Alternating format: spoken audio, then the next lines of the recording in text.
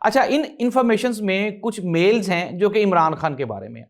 Jeffrey Epstein اپنی e mails میں کہہ رہا ہے کہ عمران خان چائنا، رشیا، ایران اور سعودی عرب سے بھی زیادہ خطرناک ہے مغرب کے لیے، اور ساتھ ہی ساتھ وہ یہ بھی کہہ رہا ہے کہ عمران خان ایک، آپ یہ کہیں کہ اسلامی ایکسٹریمسٹ ہے، جس نے میرے ایک دوست کی بیٹی یعنی کہ جمائمہ گولڈ سمتھ کا نام لے رہا ہے، وہ جیفری ایپسٹین کہہ رہا ہے۔ جیفری ایپسٹین کہہ رہا ہے کہ جمائمہ گولڈ سمتھ جو کہ اس کے دوست کی بیٹی ہے، اس کے ساتھ عمران خان نے شادی کی اور اس کا مذہب تبدیل کروا کے اسے مسلمان کر لیا۔ ایک اور بھی جیوز خاتون کا نام لے رہا ہے، اس کو بھی عمران خان نے اس کا مذہب تبدیل کروا کے اس کو مسلمان کر لیا۔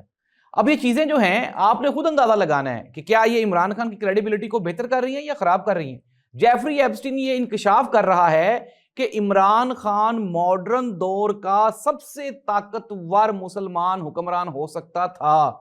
پھر کیا کیا؟ امریکہ نے عمران خان کے راستے میں روڑے اٹکانے شروع کر دیے اور عمران خان کو اقتدار سے الگ کر دیا۔ اب حکومت کو یہ سمجھ نہیں آئی کہ یہ جو بیان جیفری ایپسٹین کے ہیں یہ عمران خان کی سٹرینتھ کو، پاور کو، اس کے جو اسلامی اس کا نظریہ ہے اس کو یہ سٹرینتھن کریں گے، اور حکومت نے عمران خان کے خلاف جیفری ایپسٹین کے جو بیانات ہیں اس کو چلانا شروع کر دیا۔